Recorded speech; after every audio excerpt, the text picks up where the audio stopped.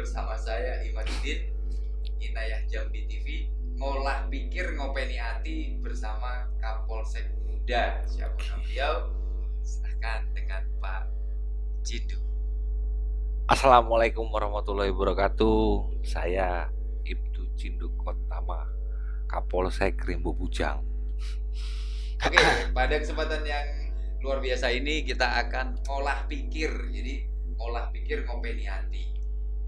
Hobi daripada Pak Cindu. Sekarang kita kuli terkait dengan keseharian, udah pasti tugas dan hobi maupun aktivitas di luar daripada tugas atau dinas. Yang pertama mungkin yang saya ingin tanyakan, sudah berapa lama suka tarik suara atau menyanyi? Kalau menyanyi sih kita kurang. Saya kurang.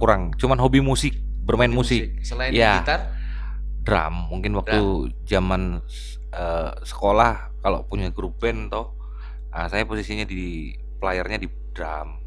Kalau vokal enggak, bukan bakat. Cuma nanya iseng-iseng aja. Tapi Iseng. kemarin saya lihat di salah satu konten nyanyi juga. Ya, suara pas-pasan toh. Hanya untuk menghibur diri aja, hal-hal yang positif apa salahnya kita lakukan. Ya, dan memang kalau saya pribadi melihat sosok seorang Kapolsek muda ini, beliau selain daripada ganteng gitu kan, beliau juga humble, menyenangkan. Saya sering ngopi sama beliau beberapa kali. Dan ngomong-ngomong, ini kopinya mana ini? Iya, ini kopi belum pikir ngopeni hati tapi belum kopinya kopi. nggak jadi. Sambil nunggu kopi. Minta tisunya Mas ya. Sambil nunggu kopi. Pernah nggak sih dulu ikut kayak audisi atau festival musik di zaman sekolah? Pernah, dulu kita pernah ikut waktu zaman saya masih sekolah masih SMA ya, SMA 2008-2009 itu ada namanya Jingle Dare Indomie. Wih, Jingle Dare Indomie. Alhamdulillah kita juara 3 lah, tingkat regional waktu itu sekolah atau SMA kan masih kelas 3, kelas 2. Terus pernah kita ikut namanya seperti indie tapi dari KFC yang keluarnya rombongan tim-timnya Juliet, ada Masif, mungkin keluar dari situ kan. Nah, pernah kita ikut, cuman pada saat itu karena mungkin masih sekolah, akhirnya kalau dari demo lagunya alhamdulillah diterima. Cuman karena masih sekolah pada saat itu, umur juga masih kategori belum dewasa, masih anak-anak, masih di bawah umur, jadi mungkin dari manajemen KFC-nya tidak kurang untuk padahal udah dapat waktu itu ya? Dapat. Teman-teman ada lagu tuh alhamdulillah kurang lebih 4 album. Satu albumnya terdiri dari album Religi. Oke. Iya, ngomong-ngomong tentang album Religi, saya pernah melihat juga ada ciptaan Pak Cindu ya? Religi ada satu. Itu dikisahkan memang dari mana? Kok bisa terbesit untuk menciptakan lagu Religi? Ya, judulnya kalau yang saya pribadi ciptain itu judulnya Allahu Akbar. Allahu Akbar. Ya. Memang pada saat ciptaan lagu Religi itu ya kita bukan band terkenal, bukan bandnya yang terkenal sampai seluruh Indonesia, enggak. Cuman di provinsi waktu itu alhamdulillah. Dan rezekinya waduh luar biasa. Saya bisa terbeli alat musik ya gara-gara itu. Lagu Religi itu. Iya. Bisa dibawain enggak lagunya? Ya kalau dibawain karena sebenarnya bukan vokalis, cuman kalau yang penting kita mau denger suaranya. Kalau nada boleh lah. Iya. Kalau nada itu seperti ini lagunya. Allahu Akbar, Allahu Akbar, Allahu Akbar, Allah Maha Besar. Bumi yang Kau ciptakan untuk para umatmu sebagai tempat tinggalnya menjalani hidup. Itulah sebagian. Jadi seperti sepenggal itu ya? Nadanya seperti itu. Itu pertama kali membuat lagu itu memang benar-benar pas lagi senang-senangnya beribadah atau pas di bulan suci Ramadan atau memang kepengin menciptakan lagu itu? Momennya sebelum menjelang bulan Ramadan. Kalau nggak salah itu tahun 2006. Iya kalau nggak salah. Ketika bikin lagu Religi pertama kali itu ya, terus menghasilkan juga kan? Udah menghasilkan? Iya menghasilkan, dijual karena kita burning CD kosong, kita masukin Ya. demo-demo lagu religi. Jadi setiap kita manggung kita bawa itu beberapa VCD waktu itu kan, kurang lebih 200-300, alhamdulillah Habis.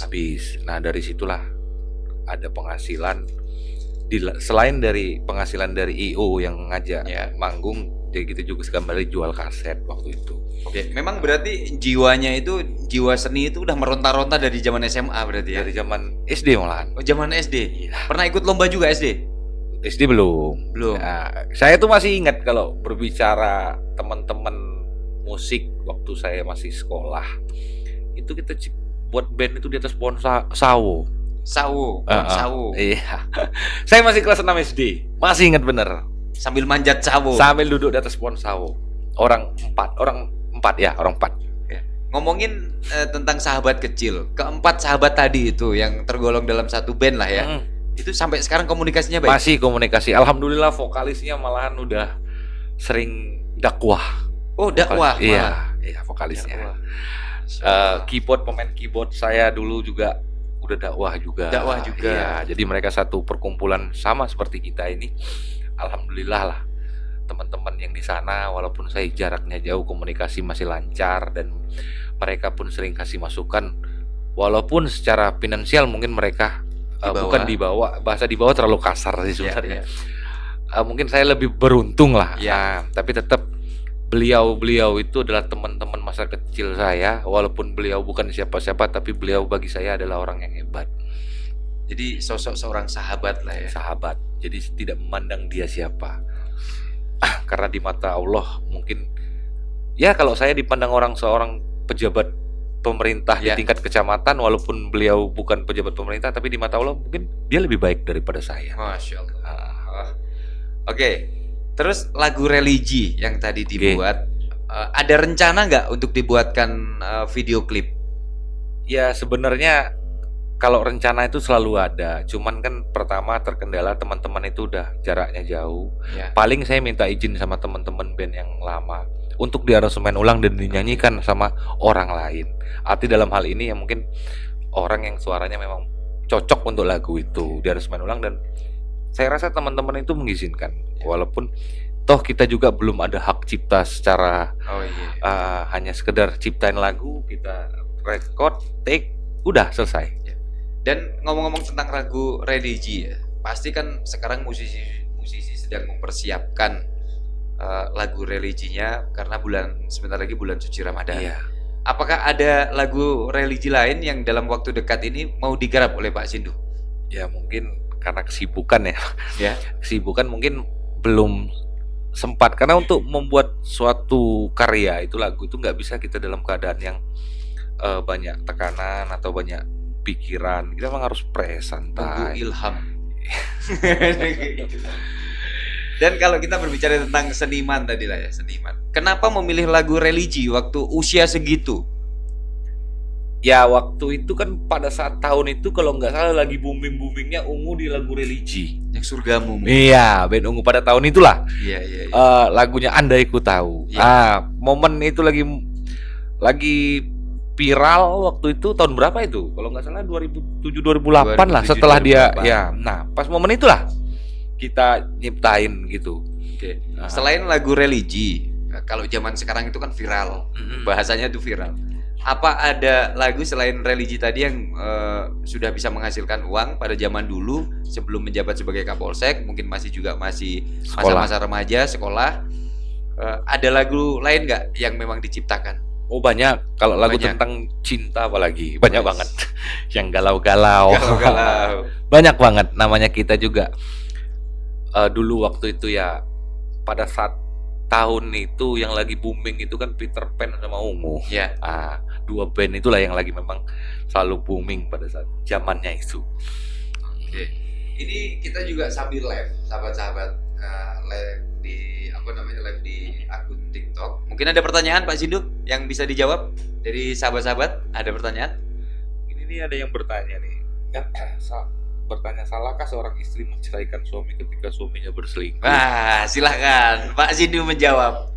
Kalau dalam undang-undang dalam pemerintahan itu kan ada undang-undang perselingkuhan namanya. Kalau memang udah merasa tidak ada kecocokan, ya nggak salah sih sebenarnya kalau dalam Nggak undang-undang, mata undang-undang. Iya. Tapi kalau dalam agama mungkin Pak Ustadz lebih paham.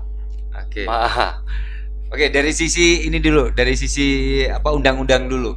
ya kalau perselingkuhan itu kan apabila ya tadi sempat kita bahas malam kemarin. Ya. Nah, pas. Jadi kalau di undang-undang itu kan dijelaskan bahwa memang misalkan antara seorang lelaki dewasa dan seorang perempuan dewasa yang tidak ada status hubungan Ya. dalam hal ini dalam dunia pemerintahan seperti ikatan perkawinan Ya. yang secara sah di mata negara, dia berada di satu atap. Kalaupun memang tidak tertangkap dalam lagi berhubungan seperti layaknya suami istri, mungkin kan ada yang namanya teknik proses, ada visum dilakukan. Dalam hal ini yang bisa dilakukan visum adalah si perempuan ya. Oke. Jika itu memang terbukti berdasarkan visum itu memang ada tanda-tanda telah terjadinya, yaitu haknya si suami atau si istri yang pengen melapor. Itu bisa terdapat ancaman pidana di situ. Oke. Jadi kalau masalah dia mau mengajukan cerai atau tidak terhadap, atau istrinya mau mengajukan cerai ke suaminya, nggak masalah, sah-sah saja sebenarnya. Iya.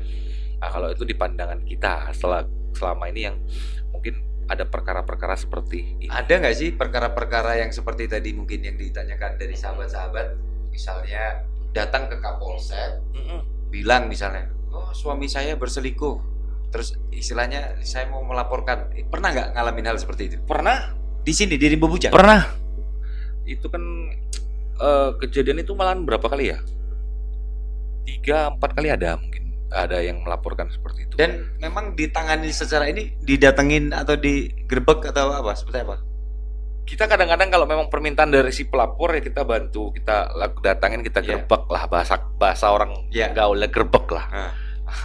Tapi kalau seandainya itu udah selesai terjadi dan dia baru melaporkan dan melampirkan bukti-bukti, tetap atas petunjuknya Pak Kapolri kita harus utamakan dulu yang namanya mediasi. Seketika itu memang mediasi tidak semesti, tidak harus semuanya harus diselesaikan dengan hukum. Jadi kita utamakan dulu namanya mediasi dan negosiasi Secara kekeluargaan. secara kekeluargaan lah, kalau orang ngetopnya itu bahasanya secara kekeluargaan. Secara keluargaan. Itu kan jelas tuh pasal 284 KUHP itu dihukum. Kalau ancaman hukumannya tuh lumayan lama lah untuk dijalanin, paling lama selama-lamanya 9 bulan. 9 bulan. Iya, untuk Kasus. perzinahan kalau itu ya. Oke. Perzinahan. Kalau dia hanya selingkuh tapi dinyatakan cuman katanya ya nggak bisa. Oke. Kalau itu ngomongin dengan yang sudah berstatus pernikahan. Pernikahan. Kalau misal masih remaja, muda-mudi, zaman sekarang ini kan orang pacaran sudah mulai apa namanya, kalau di bahasa kerennya itu kan udah mulai under control, terus lost control atau apapun. Itu seperti apa? Lihat dulu si perempuannya umurnya berapa. Oke. Kalau misalnya udah dewasa, udah suka sama suka, ya sulit juga kita untuk membuktikan. jadi nggak ada secara hukum ya. Karena kita mengacu undang-undang pada zaman Belanda. Oke. Tapi bukan berarti kalau di mata itu kan di mata hukum negara, di mata agama tuh kan ada yang mengawasi kita. betul. Makanya pentingnya pondok pesantren. Kenapa saya sampaikan penting? Dalam pondok pesantren kita diajarkan pondasi agama kita udah kuat dan kita bisa tahu mana yang diperbolehkan dalam agama kita dan mana yang memang tidak diperbolehkan. Mungkin seperti maka ayo pondok. Dan mana pondoknya? Al-Inayah pastinya. Lanjut lagi. Tadi kan sudah menciptakan beberapa lagu. Saat ini kan seorang Pak Cindu sudah menjadi seorang Kapolsek, tapi juga masih suka meronta-ronta. Kalau misalnya lihat gitar tuh kayaknya pengen genjreng kayak gitu.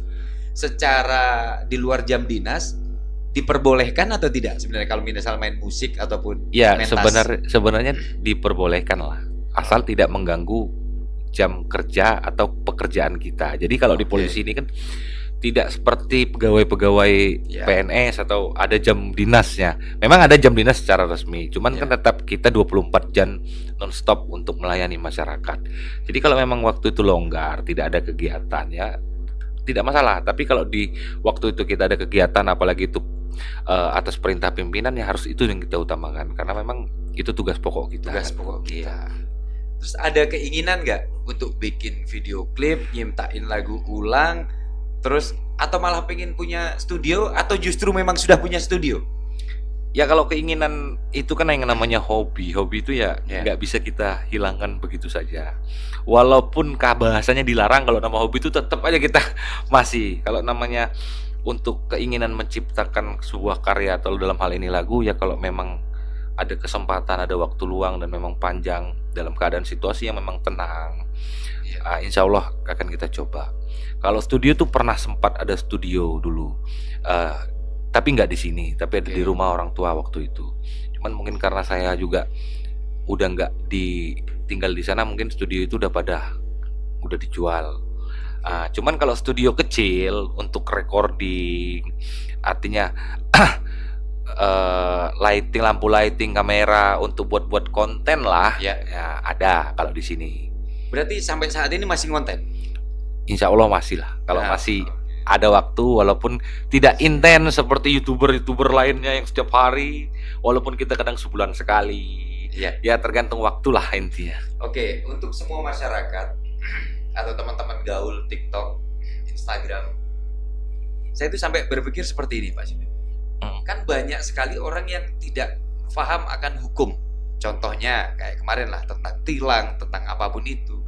Kalau misalnya Pak Sindu mempunyai TikTok, punya TikTok Pak Sindu ya? Ini baru belajar buat TikTok. Baru belajar buat Selama ini banyak bergelut di dunia YouTube. YouTube. Jadi katanya TikTok asik juga, cobalah belajar dikit-dikit. Baru Dan mulai. mungkin nanti kalau dari saya pribadi sih, kami ya, saya mewakili masyarakat agar masyarakat yang tidak paham akan hukum apapun itu, mungkin Pak Sindu bisa bikin satu konten yang dimana memang menjelaskan hal-hal seperti itu. Dan apakah itu secara misalnya dilakukan di luar daripada di jam-jam dinas itu tidak mempengaruhi ya Pak ya? Tidak. Yang penting sifatnya mengedukasi, memberi pemahaman kepada masyarakat ini loh yang benar, dan tidak menyebarkan berita yang bohong atau hoax tadi. Selagi itu kita sampaikan informasi yang benar dalam hal ini, apalagi mengedukasi masyarakat, memberi pengertian, memberi pemahaman, itu malah sangat didukung. Oke. Untuk semua sahabat-sahabat yang saat ini ngikutin live-nya Imaduddin, jadi bisa di-follow apa akun TikTok-nya Kapolsek Akun Muda? TikTok-nya ya Kapolsek Muda juga. Kapolsek Muda. Muda ya. Oke, jadi Kapolsek @Kapolsek Muda. Kalau Kalau IG-nya IG-nya @Sindokotama. Sindu Kotama. Nah, selain itu Facebook main juga. Facebook ada, cuman jarang Jarang ngupload. Aktif memang, tapi itunya kan Facebook ini kan dibatasin ya pertemanan. Sampai 5.000. Iya. Tapi jarang lah upload itu. Tapi kadang tak konekkan antara IG. Facebook, IG, TikTok. Jadi kalau kita ngupload di IG, dia langsung terupload Langsung terupload. di Facebook. Jadi memang update lah ya. Iya. Kalau menurut Pak Sindu sebagai Kapolsek dan sebagai seorang musisi, dengan majunya teknologi, khususnya media ini media ini bisa menjadi tempat di mana membagikan satu kebaikan dan bisa juga menjadi hal yang buruk bagi kita. Iya. Ini pesan untuk semua masyarakat, khususnya Bapak dan Ibu-ibu, itu terkait menanggapi media sosial ini seperti apa? Contohnya tadi berita hoax banyak, Iya, benar. nggak bisa dipertanggungjawabkan. Sebenarnya media ini hal yang baik. Semua perkembangan teknologi saat ini yang kita alamin ini menunjukkan hal yang positif. Tergantung dari orang itu sendiri menanggapinya. Sama halnya kita menjalani hidup. Ketika kita menerima sesuatu masalah, kalau kita anggap ini sebagai hal yang positif, menjadi suatu cobaan untuk membuat kita lebih kuat, insya Allah akan kita jalani dengan baik. Sama lah halnya dengan berita tadi atau media tadi. Ketika dia mendapat suatu berita, dengan bijaksanalah untuk membaca dan menelaah apa itu isi berita dan apa maksud dari berita tersebut. Lebih bijak dan lebih cek dulu kebenaran. Jangan langsung mudah karena lihat judul, misalkan kadang-kadang ada kalau lihat judul tuh polisi ngapa gitu kan. Kadang-kadang kan orang tuh untuk mancing si penonton atau si itu biar lebih cepat sebenarnya, padahal isinya enggak. Terus kalaupun memang melihat suatu video hanya bahasa sepotong-sepotong, coba cari video yang versinya lengkap. Jadi kita tahu maksud dan tujuan penyampaian dari orang tersebut tuh apa sebenarnya. Jadi tidak langsung kita karena dia sepotong tiba-tiba wah ini hal yang salah, langsung digas hal-hal negatif. Makanya pada intinya kembali lagi ke diri kita. Kalau saya pribadi ketika mendapatkan suatu informasi, balik lagi ke diri kita. Bijaksanalah kita dalam menerima suatu berita informasi, dan coba dulu cek kebenarannya. Nah, setelah kita tahu fakta sesungguhnya, barulah kita bisa mengambil suatu kesimpulan. Oke, ini terkait dengan berita hoax gitu. Iya, betul. Ternyata kemarin kan sempat viral yang dimana antara suara azan dan nolongan anjing dan seperti itu sebenarnya kan ketika dilihat secara seksama ternyata video fullnya kan tujuannya bukan seperti itu. Nah, ini adalah hal apabila ada seseorang nih yang dengan sengaja memanfaatkan momen-momen tersebut, tiba-tiba dia memotong untuk kepentingan pribadinya agar followernya naik dan lain-lain, itu secara hukum bisa dipidanakan atau tidak? Ya sebenarnya bisa, ketika ada pelapor. Itu balik lagi ke undang-undang ITE ya. Harus ada yang melapor yang jelas, itu dasar utama. Itu makanya ketika menerima berita itu seperti yang lagi viral beberapa minggu kemarin, sebenarnya tidak ada maksud yang untuk menjelekkan atau menghina. Sebenarnya cuman kita saja yang menanggap dan kita aja mudah terprovokasi. Seharusnya kita lebih bijak. Kita lihat dulu apa maksudnya, apa tujuannya, dan mengapa ada hal seperti ini.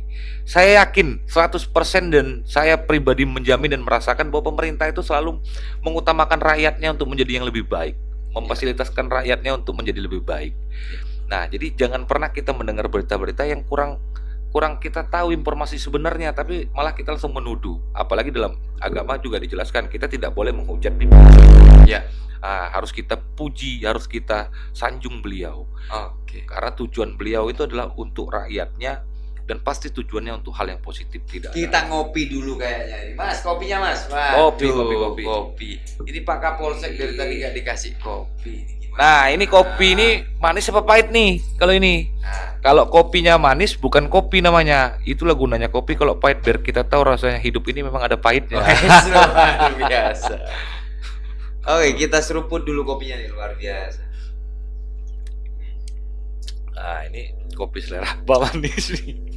Nah, ternyata kopi ini adalah kopi Bali 77. Jadi Pak Kapolsek, Pondok Pesantren Al Inayah, yaitu dengan unit usahanya membuat kopi 77. 77 itu diambil dari tanggal lahir tahun lahir daripada pengasuh Pondok Pesantren Al Inayah, yaitu Umi.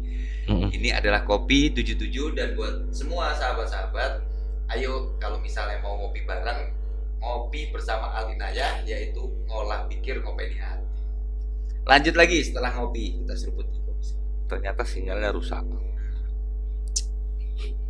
Lanjut lagi nih, Pak Sindu. Tadi kita udah ngobrol terkait dengan hobi, ya kan? Jiwa seni. Dan kalau saya tidak salah, hobi yang berikutnya itu adalah berkendara atau trabas. Trabas. Masuk ke hutan, ya kan? Masuk ke hutan dengan motor-motor trail atau KLX atau sejenisnya. Itu mulai kapan memang? Ya, saya kalau hobi untuk berkendara khususnya di alam. Bukan di jalan raya. Oh, jalan raya saya kurang lah. Bukan balap liar, alam liar di hutan. Kita menelusuri jelajahnya alam itu kan memacu adrenalin, menantang. Tapi tetap kita utamakan keselamatan. Apakah ada aturan baku? Misal kalau balap liar kan biasa nggak pakai helm. Kalau di hutan kita balap, misalnya trabas itu secara aturan, meskipun di hutan, apakah memang harus dipergunakan helm dan lain-lain? Ya, jadi kan kayak gini, kalau aturan lalu lintas itu dia mengatur tentang apa yang terjadi di jalan raya. Ingat, kita garis bawah itu dulu, di jalan raya. Ketika ada kecelakaan yang bukan di jalan raya, itu bukan lalu lintas yang melakukan proses penyelidikan dan penyidikan, tapi unit reskrim yang ada di wilayah tersebut. Contoh, ada kejadian waktu itu di Rimbo Bujang, terjadilah kalau kecelakaan mobil menabrak anak kecil, tapi itu terjadinya bukan di jalan loh, di halaman parkiran. Nah, kan kita harus bedakan jalan raya sama halaman parkiran, walaupun dia bersebelahan. Undang-undang lalu lintas itu mengatur tentang ada di jalan raya. Nah, kecelakaan yang terjadi di jalan raya itu adalah kewenangannya Satlantas. Tapi ketika itu terjadinya bukan di jalan raya, kategori jalan ini kan luas juga. itu bukan kewenangannya satuan lalu lintas, tapi di reskrim. Oke. Tapi sama polisi juga, satu profesi ya, kepolisian. Artinya sama halnya dengan Trabas. Sebenarnya terkait helm itu kan tujuannya adalah melindungi organ tubuh yang paling berharga. Ya. Terjadi benturan atau dan lain-lain ketika kita mengalami kecelakaan. Sebenarnya kalau aturan itu tetap secara resmi mengatur terkait masalah Trabas berkendara di luar dari jalan lalu lintas, ya mungkin tidak adalah secara resmi. Oke. Tapi yang mengatur secara resmi di jalan raya ada. Artinya kalau saya berpikir tinggal kita aja mengartikan, saya ini berkendara di hutan, jalannya tidak kita tahu, ya penting nggak kira-kira helm? Oke. Itu kembali lagi ke kesadaran diri sendiri untuk melindungi dirinya sendiri. Sama halnya kenapa Pak Polisi itu selalu melakukan tilang di jalan. Ya. Itu tujuannya ya ngasih tahu. Kan kadang-kadang masyarakat kita nih menganggap remeh. Ya. Bisa dikatakan menganggap remeh. Aku cuma sebentar kok, nggak perlu pakai helm. Deket. Ya, apalagi anak zaman sekarang nih, anak remaja, takut rambutnya Mereng. apalagi udah di pomet kan. Iya, Kalau pakai helm kan hancur, apalagi cewek nih kalau udah di apalah ya bahasanya. Iya. Takut rusak lah segala macam. Sebenarnya bukan masalah itunya gitu. Kita tuh mengingatkan tujuannya untuk melindungi diri dia sendiri. Iya. Karena ketika terjadi benturan, walau alam. Oke. Tapi setidaknya Allah pun senang ketika kita berusaha. Iya, betul. Walaupun namanya musibah itu memang udah ada kendaknya. Cuman bukan berarti kita harus pasrah. Ya. Minimal kita berusaha dulu.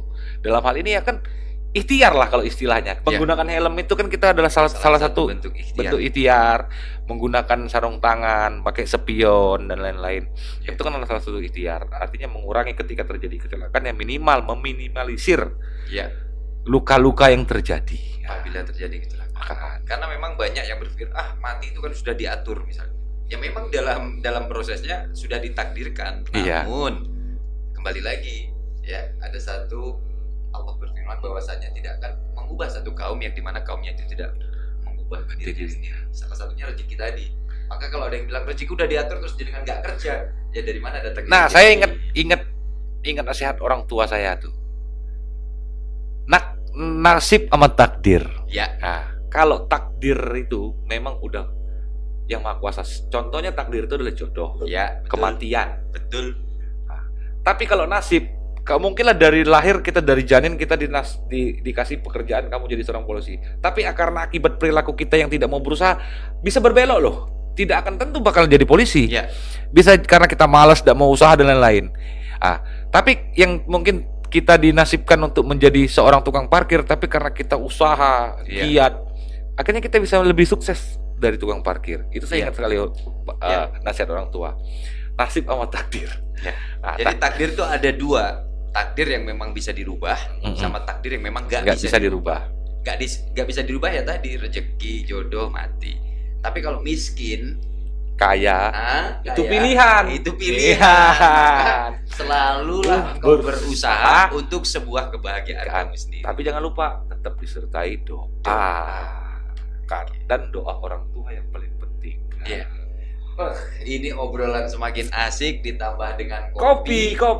Dan saya nggak bisa membayangkan apabila semua Kapolsek itu sehumble ini dan seasik ini. Pasti masyarakatnya itu pasti akan senang, guyup, rukun, insya Allah. Ini bisa menjadi Kapolsek ya, Rimbo Bujang, Kapolsek muda, bisa dijadikan contoh atau tauladan bagi adik-adik lettingnya yang nantinya apabila dikasih amanah menjadi seorang Kapolsek, jadilah Kapolsek yang 1 amanah, 2 humble, dan 3 untuk rakyatnya pastinya. Itu yang terpenting. Walaupun saya seperti ini, tapi saya hanya seorang manusia biasa yang tak luput dari dosa dan banyak kekurangan. Itu gunanya teman-teman yang mungkin melihat video dan menonton video ini, tolong ketika ada masukan disampaikan, karena saya akan welcome. Karena masukan dari masyarakat khususnya itu membuat saya lebih baik. Lebih baik lagi. Kita akan terima masukan, mau dalam bentuk pahit atau seperti apa. Ketimbang saya dipuji, lebih baik saya dikritik. Ya. Karena pujian itu yang akan membuat saya jadi jatuh. Wes, luar biasa. Masya Allah. Masya Allah. Tapi kalau dikritik itu akan membuat saya lebih memacu. Kritik itu yang membuat saya akan lebih memacu lagi. Tapi ketika saya dipuji, saya akan terambang-ambing dalam kepujian Dalam itu. tadi ya terlena Iya, lah, terlena istilahnya dan seperti akhirnya itu. meremehkan sesuatu. Dan akhirnya gagal fokus juga Gagal bisa jadi. fokus. Oke, menutup obrolan yang begitu asik ini, ngolah pikir bersama Kapolsek Muda. Mudah-mudahan tontonan ini bisa dijadikan tuntunan, dan anak-anak muda yang saat ini masih suka trek-trekan, ingat, trek-trekan itu mungkin mengasyikan bagimu tapi membahayakan orang lain. Tapi kalau boleh sedikit cerita trek-trekan, ya, 2 minggu saya baru dinas di Rimbo Bujang. Memang ini trek-trekan di Kecamatan Rimbo Bujang ini, waduh, sangat luar biasa sekali. banyak Banyak peminatnya. banget waktu pertama-tama. Dan saya pernah menjadi korban.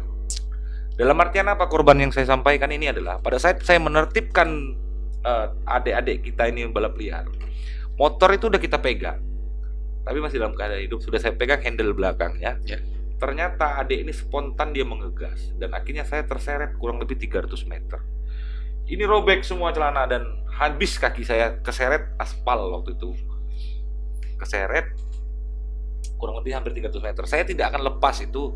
Kalau saya lepas ya mungkin dia lari langsung. Cuma Ya. saya tidak akan lepas. Saya berkekuatan dan saya akhirnya baju dia robek dan dia jatuh. Jatuh tapi tidak ngebut keadaannya. Maksudnya kurang lebih kecepatannya 30 atau 20 km Ya. per jam. Saya nggak kerasa kalau itu sakit. Pas udah berhenti kok berdarah. Tapi itu waktu itu perasaan dongkol ada nggak sih? Ya tetap ada. Tapi nggak sampai ya kita. Nggak sampai ya. Saya manusia biasa. Saya bukan nabi. Saya bukan malaikat. Ya. Tetap ada rasa emosional. Ya. Nah, ketika dia udah jatuh, langsung itu masyarakat sekitar tuh ngerumun dia, mau Ya. memasakkan dia. Ya. Karena spontan kan. Ya. Karena mereka melihat saya diseret gitu. Oke. Terutama anggota saya jelas. Ya. Cuman saya refleks juga, langsung saya peluk dia, langsung saya bawa dia ke mobil dan Masya keadaan Allah. berdarah. Subhanallah. Ya karena tadi Pak, tujuan saya tuh karena saya mengalami sepupu saya yang sampai Ya. detik ini.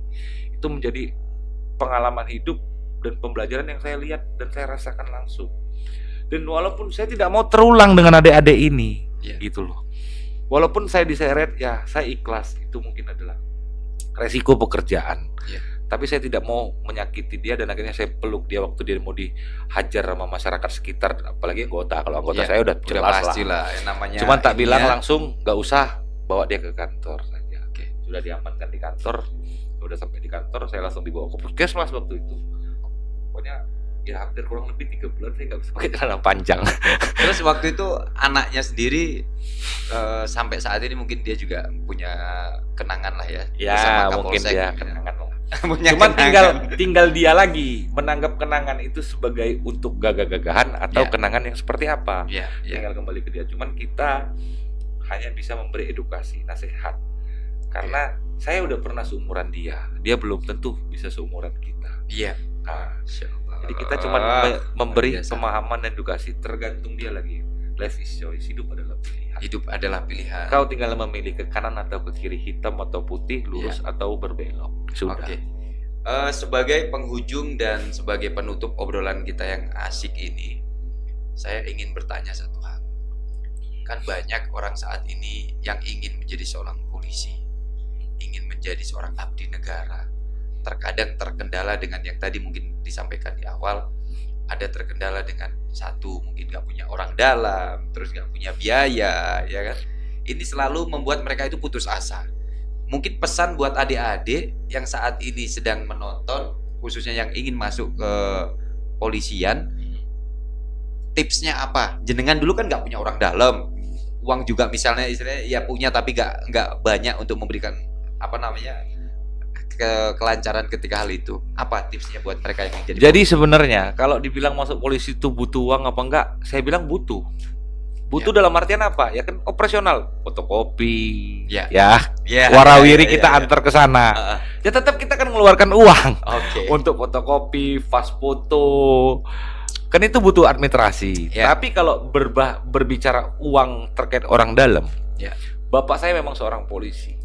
Tapi bapak saya tidak pernah dia mengurus saya pada saat tes. Buktinya saya sampai 3 kali tes kok. Kalau memang pakai uang, Ya.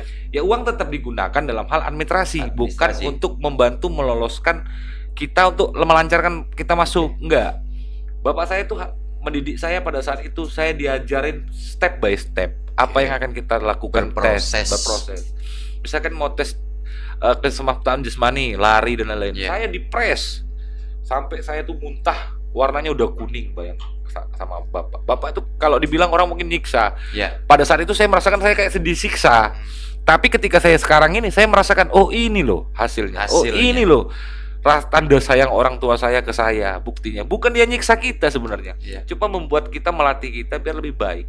Saya sampai dipakai ransel pasir, kaki tangan diikat pasir batu, lari saya. Nah, ternyata pas tes saya ranking juara 1 pas di tingkat daerah.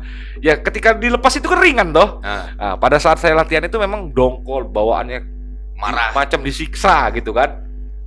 Ternyata hikmahnya ya saat ini saya rasakan. Kalau enggak karena kedua orang tua saya, mungkin saya nggak bisa sampai di sini dan nggak bisa menjadi seorang Kapolsek. Masalahnya pakai uang apa tidak? Ya saya bilang murni tidak akan pakai uang, kecuali uang digunakan untuk biaya administrasi seperti fotokopi, beli minyak motor. Nah, tapi kalau tahapan tes by tes itu tergantung anaknya. Memang tergantung anaknya, apalagi proses tes sekarang, rekrutmen sekarang memang transparan. Ketika kita tes hari itu langsung juga hari itu di-scan, langsung dipampangkan hasilnya. Jadi tidak ada penundaan waktu atau gimana. Nah, ketika item-item itu udah dilaksanakan tes itu ntar kan direkap berdasarkan persentasenya masing-masing dari per item. Nah, ntar setelah direkap muncullah ranking. Nah, ranking itulah akhirnya dipilih. Kenapa ada yang terpilih, ada yang tidak terpilih? Karena keterkaitan masalah anggaran negara, kota. Negara hanya sanggup untuk tahun ini misalkan menerima sekian ribu gitu. Jadi bukan berarti kita harus masuk polisi itu aja siap uang lah. Enggak. Siapkan fisik. Saya bisa katakan enggak. Kenapa? Rating saya anak tukang becak orang susah banyak. Susah banyak. Siapa bilang? Ada anak penjual tahu di Jawa Timur kalau nggak salah juga masuk Akpol dia kemarin. Dapat jadi Adi Makayasa, ranking 1 di angkatannya. Masya Allah. Jadi artinya bukan karena uang, tapi memang karena si anak itu memang dia bagus dan baik. Itulah gunanya jaga kesehatan dari sekarang. Untuk yang mau tes, persiapkan diri. Pertama kesehatan, itu yang paling penting. Kesehatan, kedua fisik, latihan juga masalah ilmu pengetahuan, sering-sering belajar kan banyak nih dijual di buku di Gramet atau di toko online buku-buku tes masuk TNI Polri. Nah, itu pelajarin aja itu. Itu mayoritas banyak keluar juga dari situ. Luar biasa obrolan kita, tidak terasa di penghujung acara. Terima kasih buat narasumber yang sangat luar biasa, sangat menginspirasi. Semoga adik-adik yang ingin menjadi seorang polisi mendapatkan, dan cita-cita itu akan kau dapatkan ketika harapan itu gantungkan kepada Allah. Jangan bergantung kepada siapapun. Insya Allah kerja keras kalian akan mendapatkan hasil yang maksimal. Oke Pak Sindu, Dan satu lagi pesan. Silakan. Tadi ditambahin sama Ustadz, saya tambahin satu lagi. Ketika udah meminta sama restu sama yang Maha Kuasa, jangan lupa restu seorang ibu. Itu sangat luar biasa. Saya bisa selamat sampai ini berbagai masalah karena doa ibu. Karena beliau lah mungkin saya bisa selamat sampai detik ini. Orang tua itulah ujung tombak kita mendapatkan kesuksesan. Tanpa orang tua, tanpa restu orang tua, mungkin kita nggak akan ada apa-apa. Saat ini mungkin lagi baik, tapi besok kita lihat kalau kita kurang ajar sama orang tua, pasti akan ada balasannya. Selain daripada itu, orang tua itu adalah jalan kita menuju surga Allah. Saya Imaduddin dan Cindo Kotama. Semangat buat adik-adik semuanya dalam karya. Wabillahi taufiq wal hidayah. Wassalamualaikum warahmatullahi wabarakatuh.